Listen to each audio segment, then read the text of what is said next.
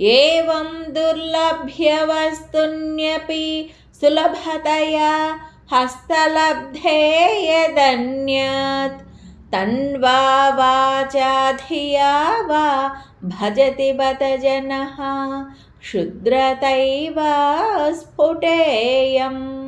ఏతే తావద్వయంతు స్థిరతరమనసా విశ్వపీడాపహత్యై నిశ్శేషాత్మానమేనం గురుపవనపురాధీశ మేవాశ్రయామః.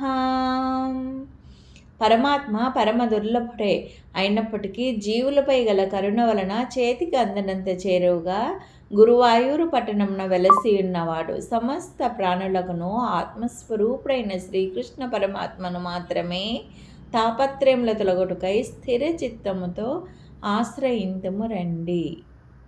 కృష్ణ.